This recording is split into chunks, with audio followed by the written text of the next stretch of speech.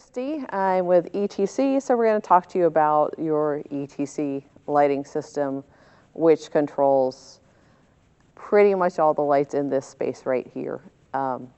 Your other two spaces, as we talked about the other day, are separate systems. So we're just talking about the main theater.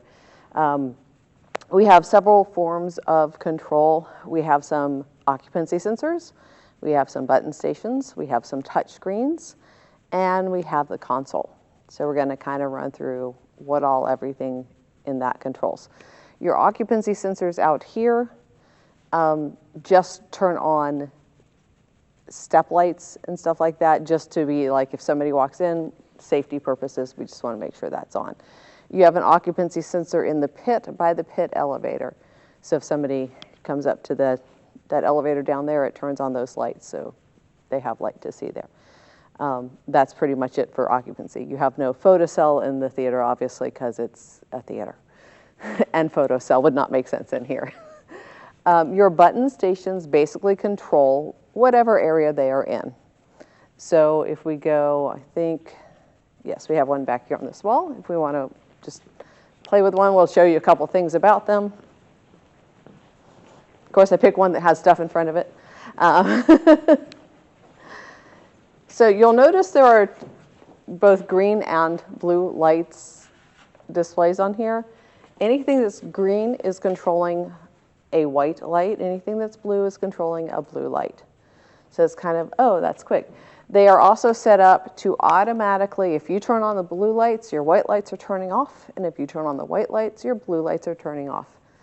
You can have them both off, but you just can't have them both on. So if we go into blue light in this space, I don't see the blue lights. That's fascinating. Look at that. But it turns your white lights off, and when you turn the white off, it turns the blue. White on, it turns the blue off. Are those? I just want to see if they did. If you press it a second time, the blue lights turn on. Okay, I'll look into that programming then, because that's a programming thing, and you shouldn't have to do it twice. Yeah, I will look into that. It will be once. It won't be twice. No, it's not blue. That'd be the electricians. That's a little chat. I'm sure that's on their punch list, and I'm sure this is on my punch list. We just haven't seen our punch list yet. So, so any light switch around is going to swap between those things.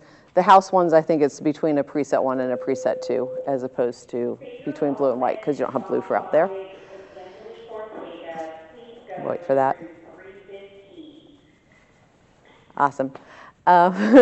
If for some reason a button station's ever not working, has to go in the factory, they don't have pretty much everything we have loaners for, not things like button stations. So, but if you have a touchscreen that needs to go in, they could have a loaner for that. If you have a processor that needs to go in, they can have a loaner for that. So you pretty much you'll stay fully operational even if you're having problems. ETC tech support. It is 24 hours. After 3 p.m. our time, because they are in Wisconsin, it goes to a voicemail. They call you back within 15 to 20 minutes. It's very important during those hours. Please make it be an emergency since you're interrupting their dinner or their time with their kids, that sort of thing. During other hours of the day, maybe it doesn't have to be an emergency. You can be like, oh yeah, I just can't remember how to record this thing, and they'll be able to help you through that. Between 3 and 5, since I'm still on the clock, if you try to get a hold of me, that's another way. During those 2 hours, you can probably get a quick answer to your questions. If I'm training someone, I'm not answering the phone, but usually I'm done with trainings by 3. So usually those 2 hours, you have coverage, regular coverage. So the ETC phone number is 1-800-688-4116. This will come out in an email to you also, so you can provide that for them. There is a support website, support.etcconnect.com. Any question that they've gotten a whole bunch of phone calls on, they write a support article, and then you can you type in your little question, you can find a support article that will help you. And so maybe you don't have to wait on hold with them, right? During their busiest hours, which is starting around 9 o'clock our time until about 2 o'clock our time, and they're their absolute busiest. I usually will actually call and get on hold and then go start looking it up on the website. And if I get my answer before they get to me, I just hang up. So it's kind of a good way to handle that. Trying to get your fastest answer is probably going to be the website. But if you're not seeing it there, then you'll want to be on with tech support. You can also email service@etcconnect.com with a question. If it's like more of a long-term question, you don't need to talk to someone on the phone right now, but you're kind of trying to figure something out, you can email me, you can email the factory, and that'll get you some answers for longer-term things that aren't urgent. Any support type questions? Okay. We're going to keep talking about controls since we're down here, and we're going to hit a touch screen, which we have one right over here. It says enter down here, but honestly, you can hit anywhere on the screen to enter. I gave a button so people can be like, oh, there's this place I hit it. Across the top is some navigational stuff to various pages. You can go back to your home page like we just did. You can find the tech support phone number and your job number, because when you call them, they might want your job number. So aside from what we're going to email out, here's another place you can find that information. And then there's a little just like, what do all these different colors and things mean on my screen button? So that's your top of your screen, just navigational to helpful pages. Down the left side is navigational between pages within the touch screen. So right now we're on the house page. It'll be highlighted whatever page you're on, so you know where you are. It's also labeled at the top, so kind of. So your house page, any preset that's on this page only controls house lights. It has no effect on any other lights in the space. These are various recordable presets, which I'll show you how to record in a minute. You can also use raise and lower. Raise bumps up by 10% every light that is currently active.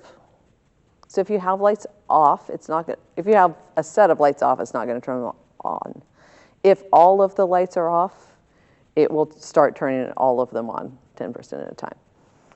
And then lower is just going to keep lowering them until you get to your out, which we don't want right now, so we're going to turn it back on. I think he has that as the low. Yeah. I'm going to go ahead. Is there anyone here who can't see the super secret special code? Okay, we have to ask these questions, you know. This trick to remembering the super secret special code is to go to this little thing, and it's the last 4 digits of your job number, the 4202. Not on every job, but on every PLA job, because I know you're in a lot of other spaces. Right.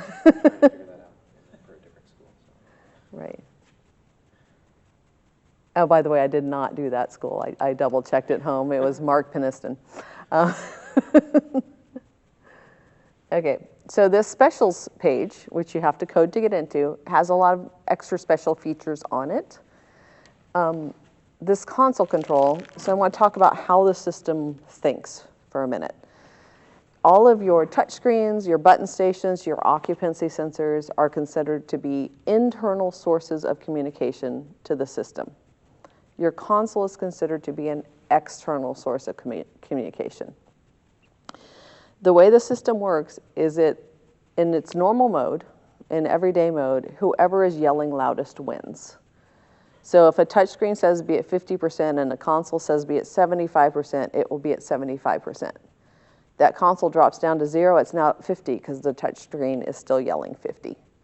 So that's your normal operational mode. If you want the console to win, this little button that says console control, it's not on right now, so which I apparently still need to reprogram. Okay, will work. I got to start making myself a couple notes. The blue light and the console control. So we'll pause for 1 second to make some notes. Console control.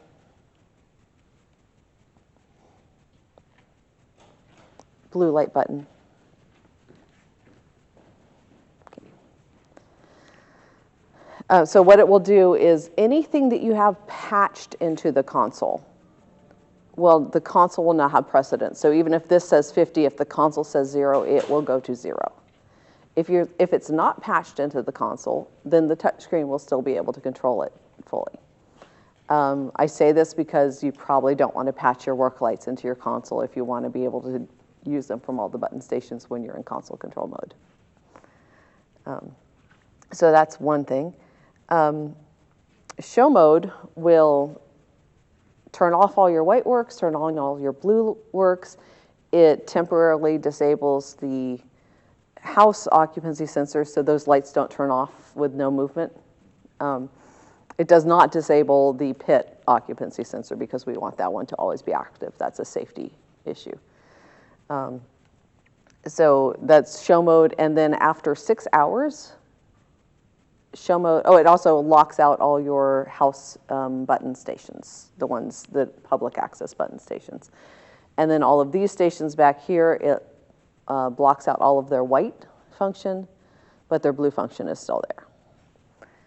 After 6 hours, it automatically releases so that you can use the stations as usual, the occupancy sensors work as usual. It doesn't randomly turn lights on or off, it just releases all those controls. So that's show mode. We'll come back to record in just a second. Tab 2. You can separately from show mode lock the entry stations. If you don't want to go into show mode because you don't want all that other stuff to happen, but you want to lock those entry stations, it's in here. Your IL override is a separate way to override the occupancy sensor. Once again, if you don't want to do all the other things, but you do want to do that one thing, it's a way to do that. Override would be to lock it on? It doesn't lock it on. It says stop listening to the occupancy sensors. Okay. So if it's already on, it's going to stay on, and if it's already off, it's going to stay off. Okay. It's just stop listening to the occupancy sensors until I release them. Okay. And then you have a stage edge light, which I believe is now installed. It wasn't installed last I tested this, so this is your control for that. Is that off now? Yeah, it's on. Yeah, and is it on now? Yeah, it is very faint. But that is your stage edge light right there. So going back to record. If you enable the record button, now when we go back to the house page, you actually have a record button.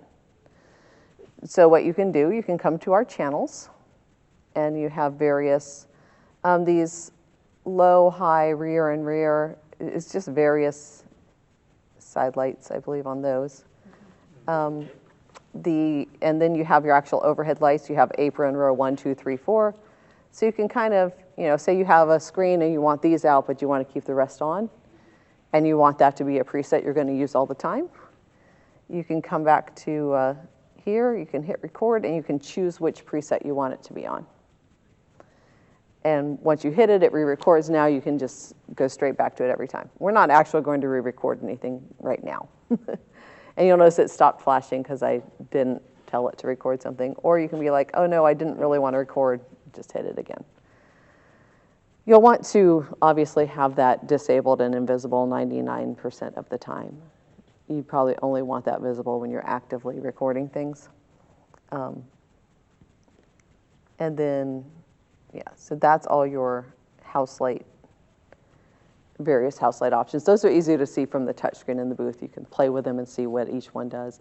But it's pretty much, it says on it, lower vestibule, upper vestibule, house left entry. So you can kind of guess what those would be and then play and see if you're right. That's everything on the house page. Your next page is your events page. Once again, this record button will be invisible when you're not in record enabled. So all your record buttons disappear if you're in that. You get 4 pages worth of this. So you can actually make your own little, like, I'll go alphabetical so no one gets offended. Band gets, band gets event 1, choral gets event 2, drama gets event 3. You can kind of, like, you each have your own page, and then you can have 8 presets that you record on that page. These presets record house lights and theatrical lights. Unlike the house page where they only record house lights, these record house lights and theatrical. They do not record work lights. We never have anything that records work lights because we don't want those randomly turning on and off. So, and then once again, your raise will raise everything in the space that's already on, and lower just lowers everything. So 4 tabs worth of those. And like I said, you can make your own choices as to who gets what tab. Any questions on that basic? Because those are the 2 pages that have recording things, the house and actually the reflectors has recording too. So we'll go to that one. Your clouds, shells, reflectors, whatever you personally refer to them as, have LED fixtures on them. So you can also record levels on those to have for future use.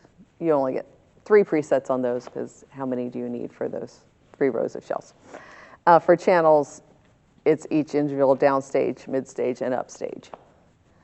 So you may want the upstage to be dim, but down and mid to be bright. Record that as a preset, and that's separate of the event page. Say the event page. Correct. You can't control any of the reflectors. The events can record reflectors. They can. Okay. Yes. So if you wanted to be able to record like a house setup and a reflector, correct. You could do that from the event page. Okay. Correct, from the event page. This set only records these lights, so it does not record house lights. It does not record anything else. But the other page does everything except works. Gotcha. And those reflectors, that somebody else will train you on those later, but the reason they won't come on right now when we do this is they actually have to be in their horizontal position to come on. They have a tilt switch that says come on or don't. It's because of older days when you had you could burn the curtains. Yeah. With the LEDs, that's not as common, but it's there. So those are the 3 pages that have recordable options on them.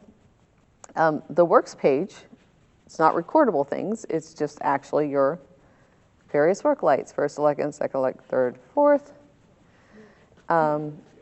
Your index and your arbor pit. And this all work light, so each one only controls the things on its tab. So this all is just the all that are on this tab. And those, sorry.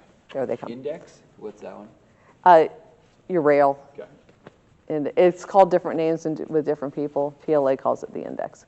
So, which I believe you also have a fader for. This is not on my system. It's kind of a separate deal. Yeah. So my system gives it power. So you can actually turn them off here too. My system gives it power, and this is where you dim and separately control it from. But this page is always controllable even in show mode. This next page is not controllable in show mode, which is the reason you might choose to use show mode or not, depending on how you're feeling about it. This is all your overhead stage lights. You won't see the pit from here. Storage, I believe, is that room, yes. Pit access, your gallery, your cat access is going up these stairs, and the actual catwalk. So that's all the white licenses areas. Like I said, in show mode, those buttons disappear. We'll do it in a minute, but I want to get through the whole page before we do that. And then your blue lights are always functional, even in show mode. However, just like the button stations, if you go to your blue stage, you're going to lose your overhead stage. And they're doing the same thing. So this is the newest release of the software, which just came out this summer. So I think we found a new bug. So I'm going to play with that and make it work. Because the old version did not do this thing where you have to push it a second time to make it turn on. So I'm going to check that out. Just so you know, it may be, I'm out of town next week, so it may be the following week before all that stuff gets solved. But we will get it solved. Okay, any questions on work lights? Anything about that doesn't make sense? Okay. Your non-dims. Any circuit that you see that says ND 103, and it'll say on the, trying to think if we have some right here maybe. No, of course there's a flap, so we can't see anything. Right, So you see that says N167? That's a non-dimming circuit. So it's on or off. It's a relay. Anything that says C is a constant circuit. And then if it just has a number, it is dimmable. So that's those. And then you do have DMX out ports in these also. So that's, if it said ND167, and I did, the top of the thing shows like kind of what area they're in. So these are in the catwalk, those are in side slots, those are electrics, more electrics, floor. So 161, which we just looked at, is right here. And then pit and overbooth. So you can kind of scroll if you have a circuit you want to use for like a practical or something.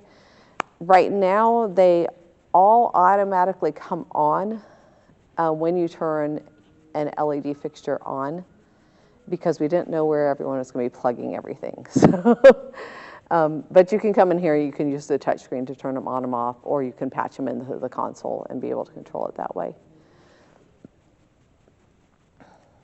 And then there's an all non-dim at the top of every page. So if you want to just turn them all off and then start fresh and turn on the ones you want on. Those non-dims, are those what stage lights are plugged into as well? Or are those separate? That will be a Gavin question, because I don't know where he plugged things. He might have it on the sheet that he sent me. I'll have to look at that. He sent it last night. I'm just wondering, do those non-dims need to be on if we want to use stage lights, or will the console automatically put those on? What we're going to do, assuming, like I said, that Gavin sent that, is we're going to probably set up a macro that turns them on when you turn the console on. But that means if you move them around, you need to add, I'll have a channel that comes on to full, that parks at full. If you move the fixtures around, you'll need to add those dimmers and subtract dimmers from that channel. So all you have to do is change that in the patch. It's not like you have to create a whole new macro or anything. When we get to the console, we can do a little more on that. So the last thing, like I said, is this show mode.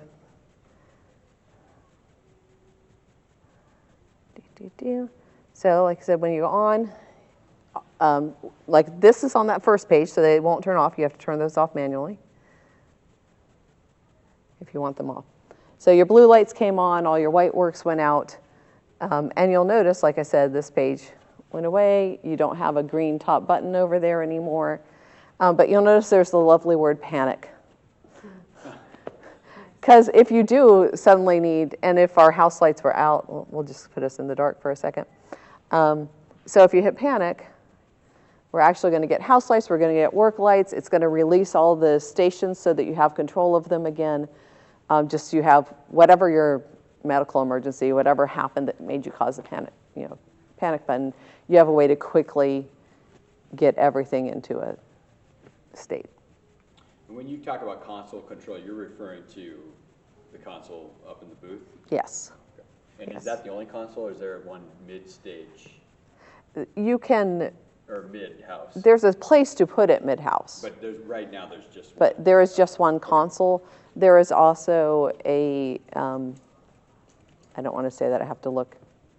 I think you have a Nomad, but now my brain, it's been a month since I've been in the space. So when we get up to the thing, we'll see. But you can move the console into the other space because you have places to plug it in down there.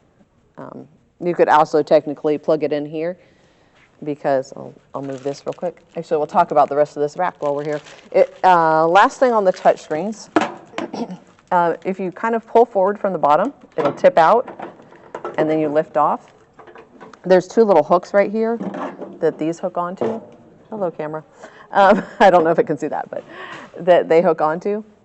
Two reasons I'm showing you this. One, if you're talking to tech support and they say to hit the reset button, it's right here.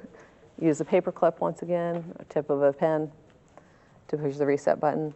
Also, it's where you put a thumb drive if you have a thumb drive in here. Secondly, on the back, there's two cables plugged in. One of them says PoE Net Connect, and the other says LAN Link Connect, and then G&D at the bottom. This is important because this is your ground for this touch screen. So if you are unplugging these cables, unplug the power cable first, and then unplug the ground cable. Plugging it back in, plug the ground cable first, and then the power cable. And then to put it back on, you just kind of hit on the hooks and put the bottom back down. Any more touchscreen questions before we talk about the rest of the rack? Okay. Do you want to get to where you can see the rest of the rack a little better?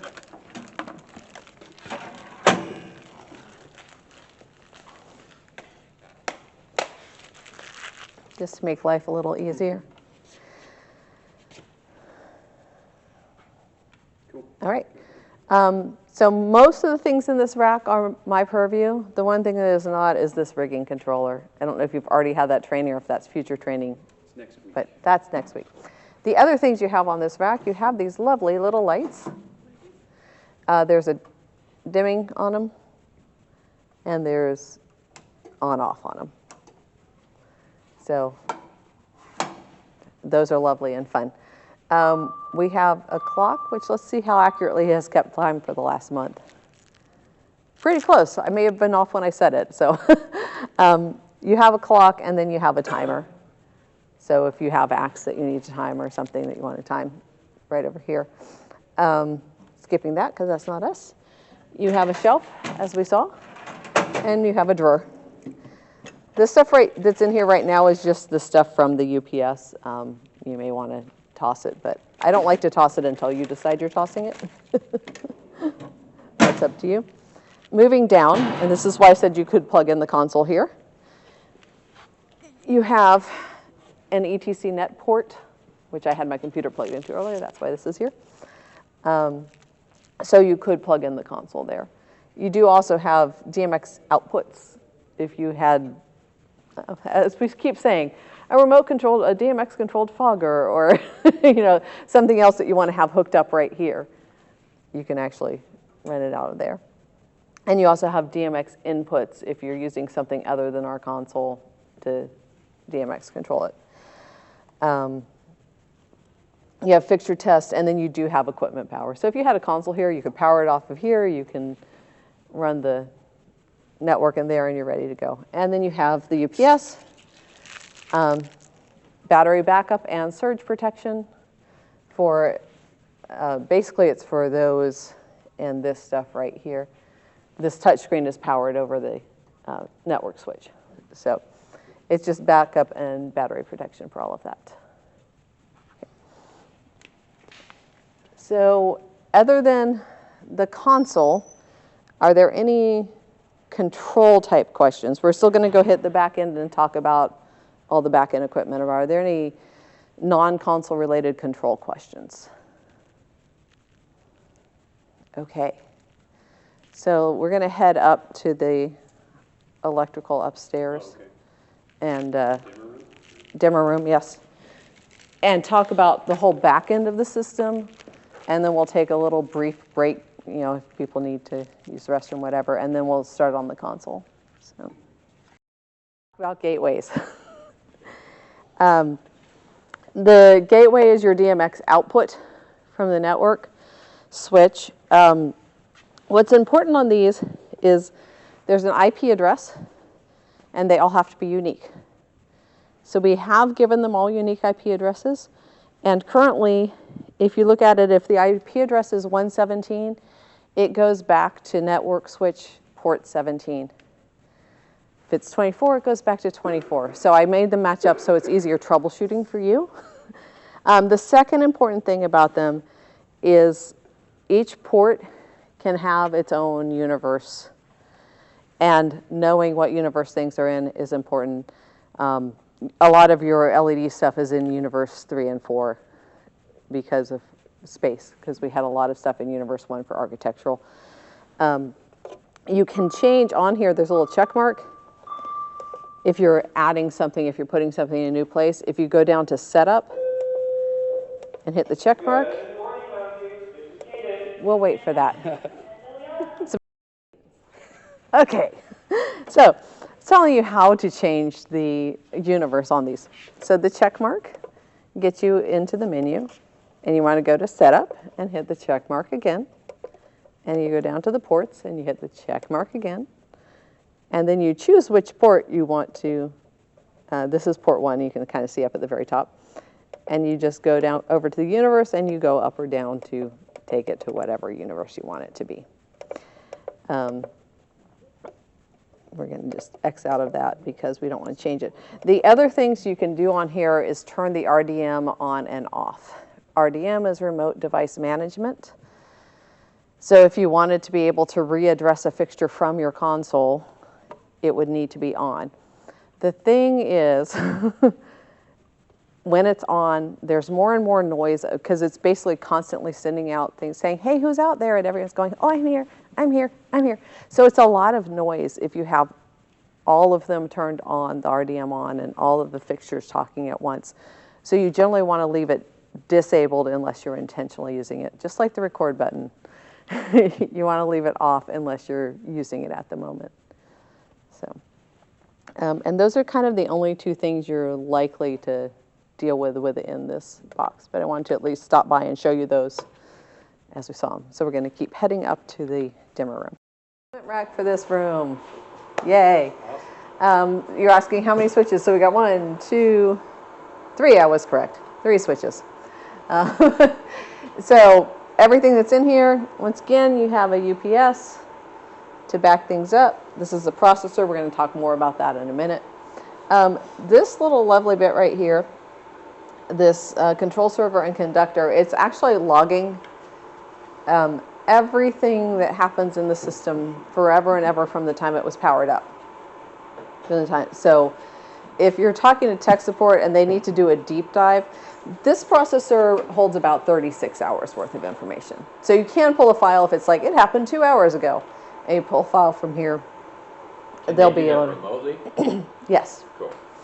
And we'll talk about that when we're at the console. You're not pulling it on the console, but that's just a good place to plug in.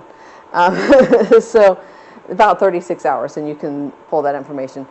This is forever and ever. So if they're really looking into, you're like, this weird thing keeps happening at 3 p.m. every Wednesday.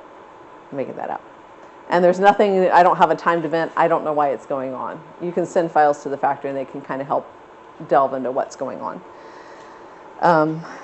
This is just your patch bay, fresh panel, switches. Okay, some more gateways. Just like your gateways downstairs, there's lines going out of the back of them going to various spots around that have the control. And you'll notice a lot of these are universe 4. Yeah, various universes depending on where they're going in the space and what they're doing. And that is everything in this except the processor that we're going to talk more about. So on the processor, some important lights, and one of them you won't be able to see from that level. But right up here, there's a little blue light that says rack power. So if all of these are off and that blue light is off, you know the rack itself doesn't have power. So that's kind of where you're starting your investigation from. On each of these, there's aux power and link power and then fault lights. Aux power, I'm trying to think what you might have. I think you have a portable button station, so that would use aux power. Link power is the data, so all of your other button stations are coming back, and that's just sending the data back and forth. Like, somebody hit this and it does preset 1. And then that talks to your processors. The reason you have 2 processors is because you have 4 universes, and each processor can only store 1 universe worth of data. So if you only had 1 processor, you wouldn't be able to record everything that you have. Right. The processor itself, once again, there's a power light. Your DMX, you're not using DMX-A on these, so don't worry about the fact that that's flashing because everything's coming through the network and not through DMX. Your Ethernet does want to be on, and flashing means it's communicating. So if it's off, you have a problem. Flashing is good. If there was a red light on down here, there, let's see. There we go. It'll take it a second. If there's a red light on down there, it means there's an error, and it will tell you what the error is. There it is. So, here. Back on that splash screen, it says SMP touchscreen offline. because that's what I just unplugged, right? Also, if check mark, once again, is always our enter key. If you go down to view errors, if you had more errors, they'd be scrolling, so this way you could see what they all were. And that way, when you call the factory, you know what to tell them. We'll let that fire back up. I like it when I can create a quick error so you can actually see the error light. And so all of those plugged in there, say from 25 through 48, are those all touch screens, or are they also other things? Those gateways, most of them are gateways. Those are gateways, okay. Right. Perfect. And so you can see, like, these are the gateways on the electrics. Oh, yeah. Is that what you're referring to about the number system? Okay. Yeah, so if it said 117 down there, it's going to 17 here. Yep. Right, and that says galleries, so hey, look, it matches. So are those like channels, like anything above that is in that category? Yeah, so up here, these are catwalk, yeah, Oh, so top those are and bottom. galleries, yeah, and the Oh, top there's is stuff up there. Yeah. So orchestra pit would be these here in the Yeah. zero? Okay. Yeah. But we get school. Yeah, it's easier to see down here where you can see both sets. But that's just your kind of quick, if you're trying to Okay, troubleshoot, that's what I'm it gives you a quick way to go. And the fact that the IP address out there matches exactly what port it goes in means you have less things to pull out. So if you ever, for some reason, pull those out, put them back in the right way. Make sure 17 goes to 17. Some people swap them around and you're like, because you can tell on here, these two lights right here, so it's power and data. Yep. So if you're troubleshooting something that should have both and it doesn't, then you know, oh, either the switch is bad or you can kind of start looking into that direction. Gateway. So back down here, now that we had our error. Other things, once again, there's an reset button that you can do with a pen or a paper clip if the factory asks you to do a soft reset. If you need to power cycle a hard reset, you'd have to turn off the UPS.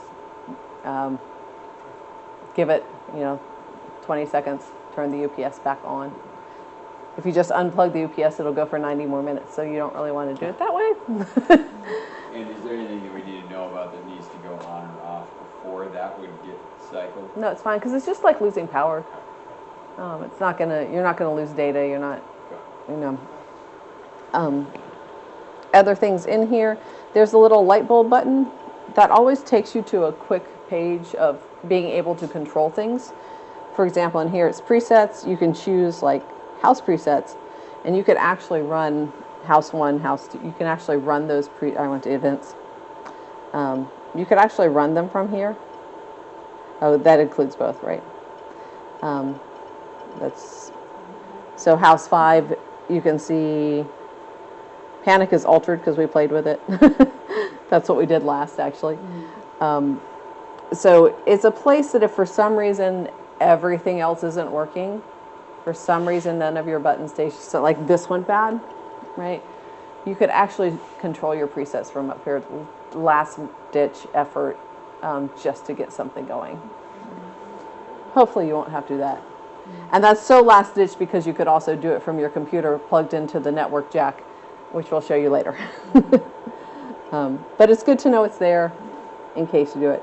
So unlike on the other racks, which we'll get to in a minute, if you run a preset from here, it doesn't override your next command from the field. So you don't have to release it. When we get to those racks, if you do turn something on, you have to release it.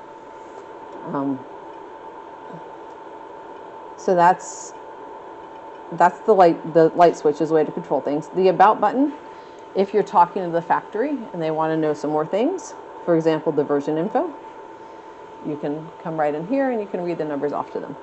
The other important thing in here is project information. It has your job number, just like your touch screens do. And if you scroll down further, it has my phone number. So, like I said, you can contact me, especially if it's between 3 and 5 and you're like, I need an answer quickly. If I'm not answering, send me a text. I'll get back to you as soon as I can, but in general, I can answer between 3 and 5. Next week will be different. I'll be in New York, so I'll be on a different time zone. Don't mess with me between 3 and 5 next week. And it also has the version of the software in here. So that's just a couple, and if you go, I don't have comments for you yet. Later, like if we come back in a year and make changes, this comments might have version 1.2. These are the changes we made, and these are the dates we made it. It's just kind of something for a tech 10 years down the line to be able to tell what went on, so that they know why it's different than the original plans or whatever. You're not going to be using, art setup is where you like set the IP address and stuff like that. You won't be using that. File operations. If you, and this time I actually brought my thumb drive with me. If you had a thumb drive in here, and you said save arch config, that stands for architectural config. And you said check, and I want to save it to the USB key. And it goes doopy-doopy-doo. Takes it a minute.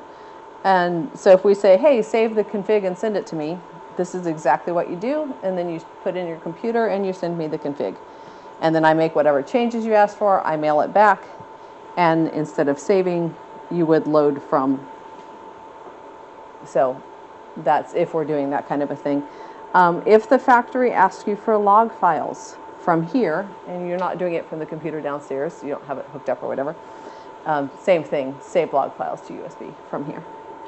On this one, obviously, there's no buttons to do that. So to save log files, you actually have to go in on the network. These pull straight out. So when it's powered off, just boop. If for some reason you need to put a loaner in, pull it straight out, put it in. You may have to load the config onto a loaner if it's one of the processors. That's that. So any questions on the equipment rack? If any of these were to get switched somehow, or I can't imagine why we didn't Right. do that, but if they did, is there a way to know which one of these is like what number? Well, yeah, you just do this. Come here.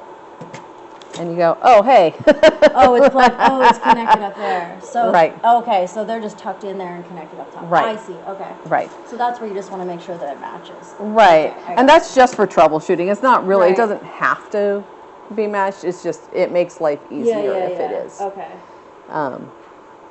So, Got it. but that's the easy way to be like, which one is this? Oh, Right. Okay.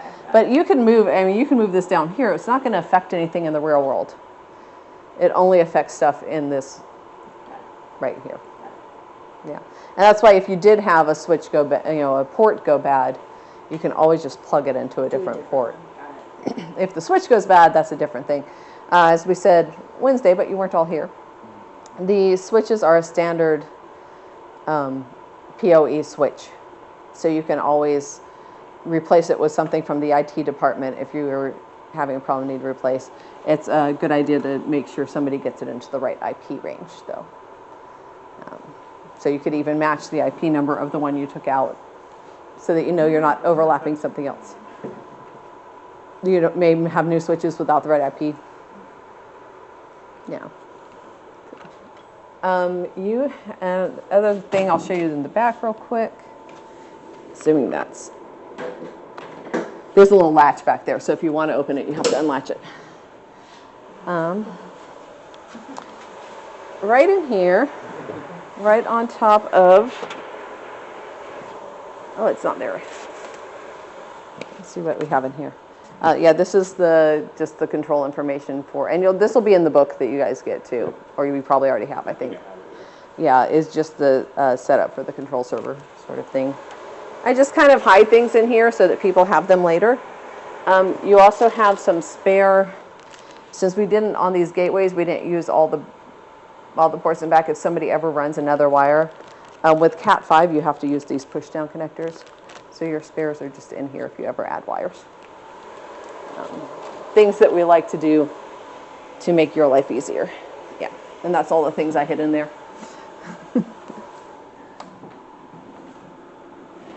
Okay. Moving through demo rack. And once again, we may need to check if Gavin plugged things in. If you're plugging things into this rack as opposed to in one of the ones that says in, like N77, in whatever, if you're plugging into just a straight up circuit and it's an LED fixture, you need to make sure to change the settings in this brain. Also can be done remotely. We'll show you that. You need to make sure you change the settings in this brain because, in other words, it's trimming the power. It still goes through the coils like a dimmer. So it's trimming the power, which in the long run damages an LED fixture, right?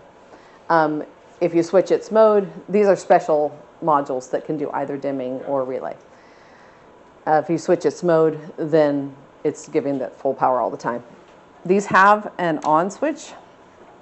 That means be on, I don't care what the board or anything else tells you to do. You'll see a little light came on. Now it turned on one of whatever that circuit is. Do we have Right. anything that is non-LED?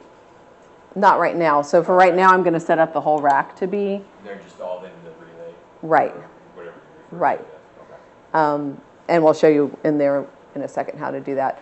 The light up top, if it's solid, it's good. If it's blinking, there's an error, which will be on the screen. You're calling tech support. If it's off, it doesn't have power. So kind of your three states. Tech support is through ETC for this. Correct. Correct. They may, in the long run, route you to a local source, which right now I'm ETC at this very moment, but they might route you to a local source, which would happen to be me. If there is anything you have to have repaired, it actually has to go through a dealer. So they route you through us. We set up the repair, and it comes back. Same with warranty issues. They'll route you through the dealer. So just kind of to be aware of Try that. to call it you. Yeah, I mean, it depends on what the issue is. Like if we know it's going to have to be repaired, they'll say, here's the deal, here's a notification number. Please, if you call them, get a notification number. Because they're supposed to give it to you. Sometimes if it's quick, their brain doesn't quite. Get the notification number, because then when you call me, I can call them and say, hey, this notification number, and they go, it's a lot quicker. If I go, some guy named Joe called you from a school, you know. So that's that light.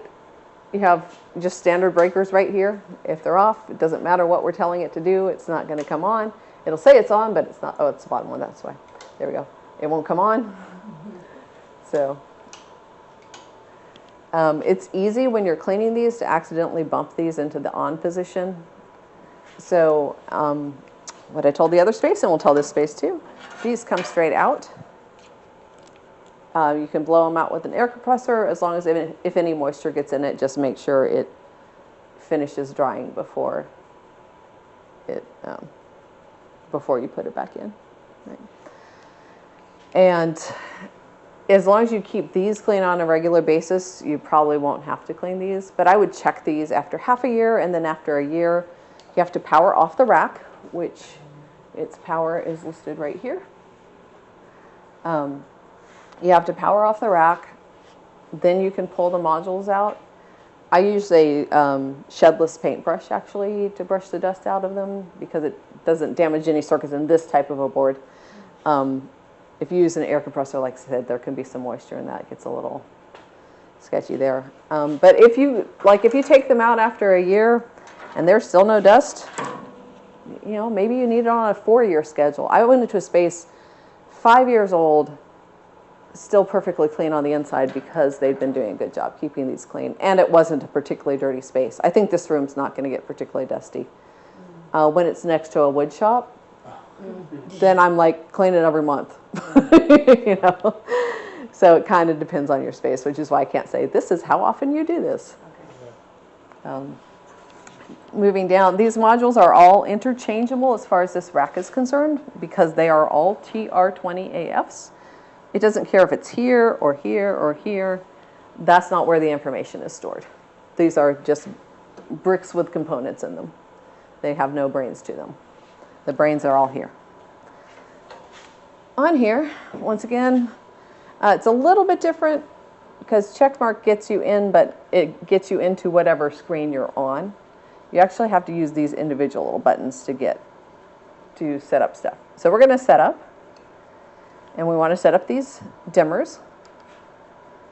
And it's all of them, which is 1 through 96. 1 through 9, 6, check mark, always check mark. And then we want to, instead of dimmable, we want them to be switched. Switched means turn on, turn off. So now if you ever do have an old school incandescent that wanders into the building that you want to use and you want to put into one of these circuits, you would just come back, say you're putting it in circuit 57, for example. You would just go to 57. You go down here to control, and you'd switch it back to dimmable so that you can use it in that fashion. If you're plugging in a lamp practical, for example, you might want just a standard lamp, right? You might want to actually have it dim, in which case you can set it up that way. But for right now, we're going to leave them all in switched mode. And actually, let me look at the control settings too. 1 through 96. Control settings is where you tell it what level to come on. Yep, and it defaults to 50, so I'm actually going to tell it to come on at 1. Otherwise, you have to wait until that channel gets up to 50% before it switches on. So I'm going to change that to 1 for you. So they're in the dimming, it always starts at 1, but in the relay mode, it defaults to 50. If you ever, once again, there's file operations if you're trying to save information onto a thing. You're pretty much not going to use anything else in this rack, and if you do, you're going to be talking to tech support. But it's just good to show you where things are. If this is powered down and you want to take this brain out, there's these 2 little things that actually flip down.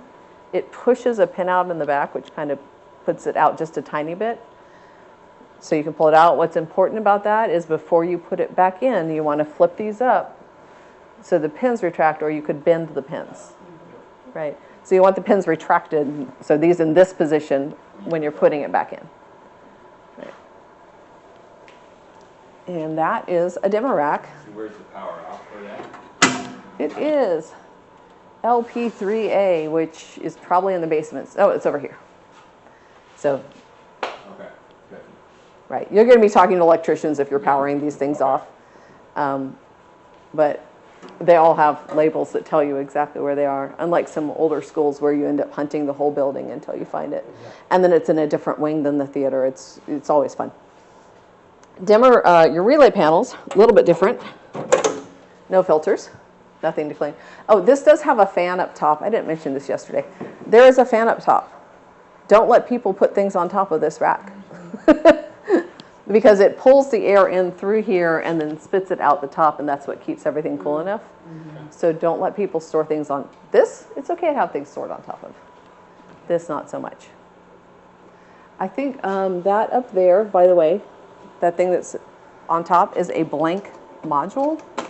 So if you had to send this top part out, you could actually put a blank in its place. And you could get the replacement first, but if you don't need it for some reason, it's over summer or whatever, you could just throw the blank in its place. Just so you know why that's up there. Okay, so these panels, once again, a little bit different, and everything does have its little schedules on the side, so you can tell where things land. A lot of similarities. You still have a little inset reset button. You still have a light bulb with which you can force circuits on. The difference here, if I force a circuit on here, and I back out and I don't release it, oops, I just didn't hit no.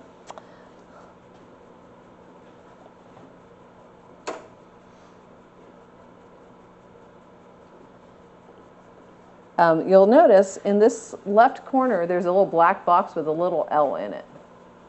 So if you ever have a circuit from one of these relay panels that you can't get to turn on or off, whichever direction it's already in, first thing you want to check is say, did somebody set it from here? If that L is on, somebody set something from there. So see that little, so this light bulb button, if you scroll down, there's one that says release set levels. If you check that, it'll go to whatever. That light goes off then on top. Does that show that it's locked? No, that shows that it's on. That So if we it's turned on, it on from we'll look at the other one that has stuff on. We'll look at this one real quick, because that has stuff on. So these are the things that are being told to be on from the touchscreen downstairs. Okay. Right. So, breaker's tripped because one is turned off. Hey, this is why those up lights aren't coming on. Here, that's tripped. It's turned off. Like, we're going to check with Prairie before we. Is it in one of these panels? Huh? No, it's right here. Oh, gotcha. Okay. Literally right here. Because he was asking how to control them, Yeah. and I think they're off because of this being turned off. Gotcha. Let me just send Chance a text real. Not Chance, it's the other school. Justin?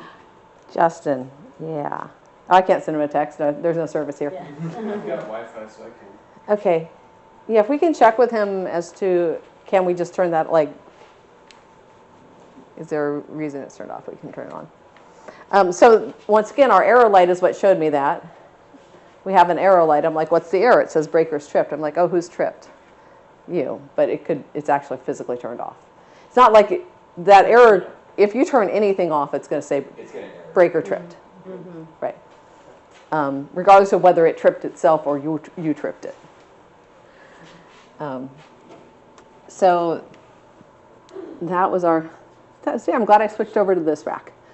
And the other things you're not really going to play with in here, except maybe file operations. Once again, place for a thumb drive, place for a file, and then you can save and load configurations. It's also where you would update firmware. Firmware is very easy to update on these. You just get it onto a thumb drive, put in there, say update. It spins. It takes a while, but it's not, unless they have a version, a major version change, like if they go to a 4 point something. But as long as we stay in the 3 point blah, blah, blah, it's easy to update. Anybody can do that. And then you have your last type of panel up here is this, it's still, I guess it's still an Echo. It's just, this is your emergency panel. Schedule's right here. And its data is run a little differently. So you'll notice on these that we don't have DMX, but we have the Ethernet that's lit. This one, you'll notice you don't have Ethernet, you do have DMX. The data from this is coming off of that emergency system that we're about to talk about. All of these are coming over the standard switch. Which also means this is the only one you can't remote into to make changes from a computer. If you want to make a change on here, you have to physically come to it. But the only changes you would normally make on this are if you had 0 to 10, you'd say, hey, I have 0 to 10 on this, and there'd be a 0 to 10 card. So there's not a change you'll need to make remotely on this. Just want to make sure you know that this one is different than those three. Okay, let's talk about the emergency system.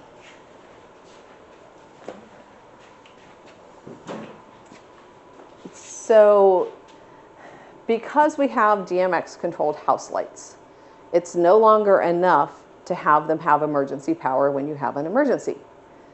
Because they can have power all day long and still be dark because they don't have the data telling them to be on. So we've had to start integrating these systems and adding in some emergency control. So this device right here, which is the bypass detection kit, it senses two things. It senses normal power. So with a loss of normal power, it triggers into emergency mode. And it senses fire alarm. So if the fire alarm goes off, it triggers into emergency mode. I'll fake it out by killing its power. And you'll notice, you heard a click over here. This light is red. This is now sending out DMX to every device that's plugged into it saying, be on. So as long as they're receiving emergency power, which is the other system, that's not me. But as long as they're receiving that emergency power, they will now be on. So that's kind of... And so that would be on right now, out in the data would be on. the data. Right. And since we already have power to them right now, they would be on. Yeah. Right. And then you'll see it went back to green when I put it back into normal mode. So if it's red, it's in emergency mode. You're never going to have to get inside of these. It's just good for you to know where they are and what they do. So any back end questions? Okay, great. I'd say, what is the time? 9:30. Some things, right? So if you're plugged in to one of our little network ports down there, they're to the left, yeah. You see those? And you know the IP address of the thing you're trying to get into, like that should be the central control server. If that's not, I'll go into the, okay, I'll go into the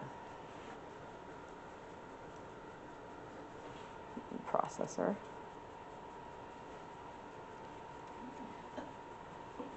Oh, it's being stubborn.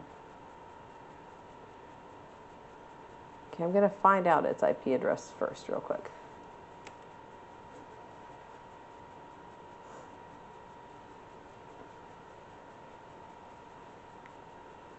So this next software I'm going to have open is something that is publicly downloadable. So you can, and it's also natively on the console, which we'll show you in a minute. And it's called Concert. And it is a way to talk to most ETC devices. Dimmer racks, relay panels, processors. And we're just trying to get it to open right now.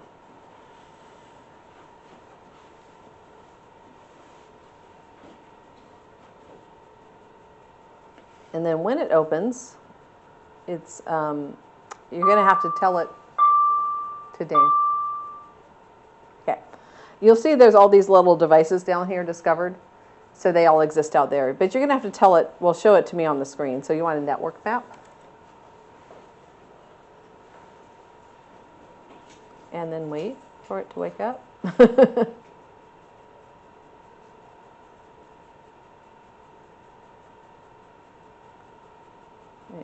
And so all these little things are all those little gateways we had out there. So, for example, that one says tech device 99. So it's in the tech space and its address is 125. You can kind of see where these are. So here's another place that you could, if you're in live mode, you can edit some things in live mode and others not. But in live mode, you can change universe. So you could change it here. You say, oh, I want you to be universe 2. You want to apply the changes. And then these, let me expand a little.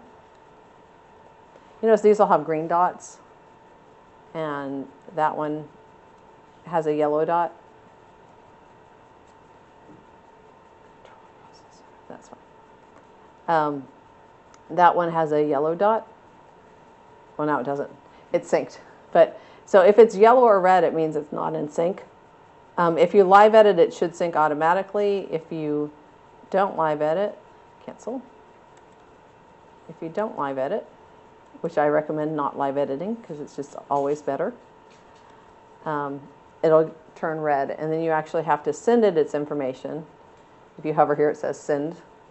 It says, really? And I say yes. So RDM doesn't have to be on for this? For this, because RDM is about the fixtures. Oh, that makes sense. This is about the device. If you wanted to turn on RDM to all the devices, oh, actually it's all of each port. Yeah, it's here. You could enable RDM here if you want to have it on. Here we go. So under Tools, under Gateway, there's Turn on RDM. If you do that, it's like it will enable all RDM on all gateways. Do you really want to do this? Yeah. No, I don't. You could do that, though, if you're trying to discover all the fixtures. I just wouldn't run a show with them all on. Yeah. Because and that just bogs down the system. Is that? It bogs down the system, RDM, yes. It flickered and did all kinds of wild stuff. 1111 is my processor. Okay, so if I do, you can see my travel plans. I'm actually excited. I get to go work on the Lincoln Center next week, and I have never worked on the Lincoln Center. So it's very fun for me. That's awesome. So the processor, the IP address of the processor is 10.101.11.11. So you type that into the line, and you actually get access to your processor. In the menu, you can see things like control. And you gotta wait for it. And you could actually, like, just like we ran the presets from the thing up there, you could run presets from this once it loads. It's being very slow. Come on. There we go. So you can see what's activated, you can see what's altered. We could like run house 5 and it'll change the house lights to be in house 5. I could run house off and the house lights go off, right? So you could actually run presets from here. Once again, desperation, none of the touchscreens, anything else is working. You have a quick way to do that. A couple other things that are on here is timed events. So if we don't have any set up, but if you decide, hey, lights are being left on all the time, this is driving us crazy, we want to, at 1 a.m. every day, we want all the lights to turn off. You could actually do a new timed event. You can do this from the processor, but it's harder there. You can call it night sweep or whatever you want to call it. And you want it to happen at 1 a.m. and you want it to happen every day. And then you say next. And you want it to off. And that would turn everything off in the space every day at 1 a.m. Right. So if you do find that you have something that you want to, just for fun, we'll delete it in a minute and we'll save that, unless you do want to keep it. But to show you when it's there. So now it says, oh, here, there's an event that'll happen today. Well, let's say you're going to have a theater work party where you're building a set until 3 a.m. and they're the best, right? And you don't want it to happen this particular night on 9/29. You can just say edit the selected occurrence and you can tell it what to do or not do on that specific day.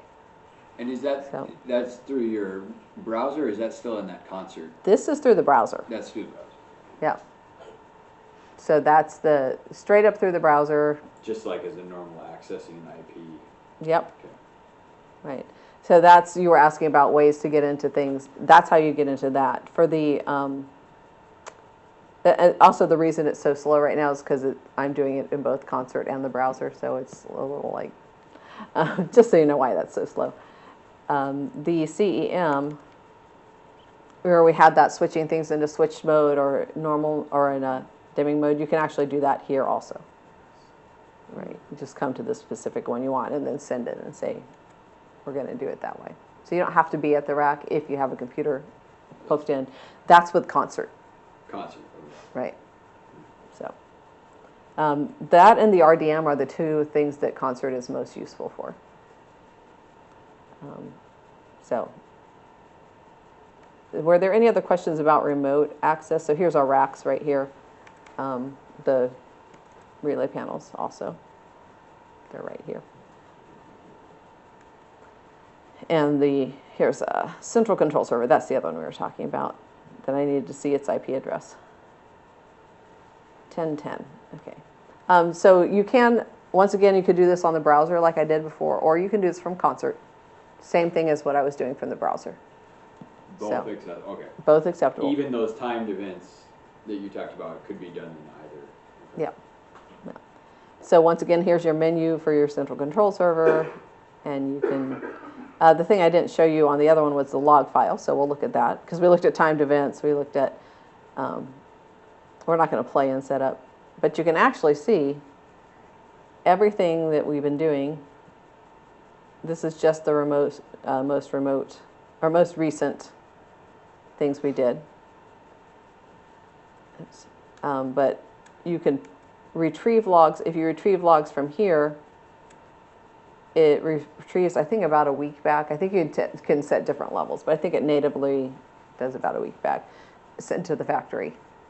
And if you do that, if you hit a retrieve log here, it'll, oh, it's being kind of finicky to me right now. I think because I'm in both again. But it would actually download 10.101, 10.10. Let's go there. Discard. Okay.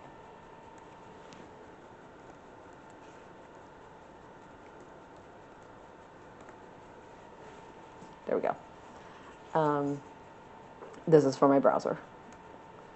So if I hit retrieve log, it'll actually download a little log file. And then you can send that to the factory. So any other remote questions? Because that's before we hit the console. That was the last little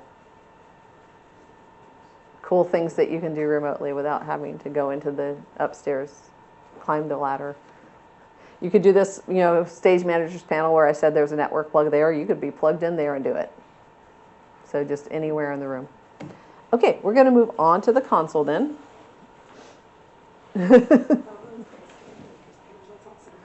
And I let other people drive.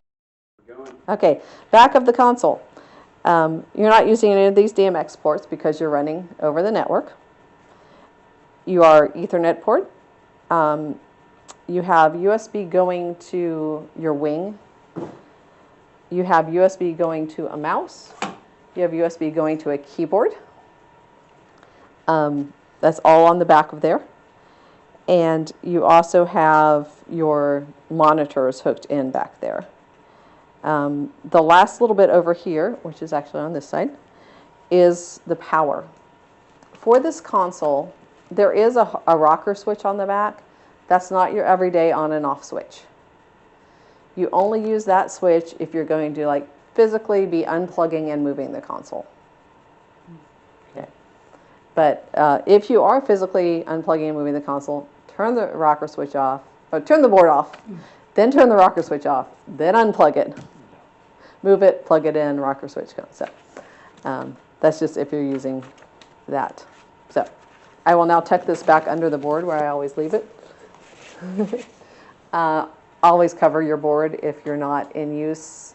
Keeps dust off of it. Don't let the kids have Cokes in here because they will, or rock stars, whatever they're drinking. I don't know. Energy drinks more than Cokes, right? Don't let them have energy drinks in here. I always had a space where the brand new console, a month after they opened, got a beverage spilled on it. So that's not cheap. Yeah. So if you want to take the covers off, and you have two components here. You have the board and you have a wing. And a thumb drive. There's one more USB port right here. This is the one I use when I'm saving stuff onto a drive. Yeah, this definitely is different than mine. Very, very different. So on the top right-hand corner, there's a little power button. Push it? Yep. And then let go. And like I said, these are computers. They take time to fire up. Make sure they are. Just excited about the colors. It's so exciting. That's all I need to do. Oh. And it has its own light. You should be excited about that too. Yeah. So it, like I said, it's a computer. It takes its own sweet time. Let it take its own sweet time. While it's taking its sweet time, we'll talk a little bit about the layout. There are some wheels up top for controlling various things.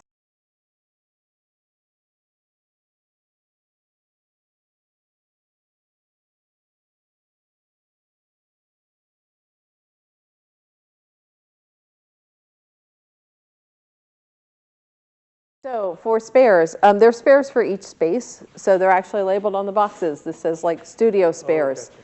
And on the boxes themselves, those are vents. They're very light, so I'm not too worried about them, just so you know. It says what is in there. Oh, okay. So this is like in the relay panel, the actual relays. These are spares for those. A spare button station. I can't even read my own handwriting. Oh, a DMX input port and a DMX output port. And then that's a breaker. So they're all labeled as to what goes in there. Those two filters on top, here are the filters in for the dimmer. for the dimmer rack. That's those. You shouldn't have to use the spares, but if something does happen when you take them out to clean them, you have the spares to use. Same with, so this is studio, black box, black box. This also has some spare modules because you have a dimmer rack in there, right? And then down here you have all your theater spares. Once again, there's a label on top with everything that's in it. You have some spare modules, you have some spare fuses, you have spare network ports, you have spare DMX ports, you have spare, like where you plug in at the console, that little net thing, you have some spares of that. So just a little bit of spares of everything that maintenance might need to work with that. And over here, that's what I was wondering. Yeah, some more, more button stations, face plates, that sort of thing. And then a one wall mount gateway. So you kind of have a little spares of everything. If you want to look over a list, if there's things on there you want to know about, I can answer them. Or if you just want to be like, we'll figure it out when we jump off that bridge. Yeah, I think I'm good. Okay. Yeah. Is there someone I can get to sign that transmittal? That's Prairie to you? Oh, from them. Yeah, from these guys. Is there someone who can sign it and say, hey, we have this stuff? Mitch? What? You want to be in charge? Sure. Of saying, hey, we have this stuff. There's some extra things up here that aren't even on that list, so you get bonus things, like these right here. Anything that's not in one of these big boxes isn't on the list. I didn't know what was going on. Now I see. Any page? Inventory, yeah. And is all pages, any page? What? Each page? What does he have to sign? Oh, just the Prairie one would be fine. I think he just copied what's on your list. Okay. Awesome, there's just a hole in the ceiling, so I'm like. And you know these are the ones for the black box right here. Your console, this, and your. Oh, okay. I guess they put it back here instead of in the side of the theater.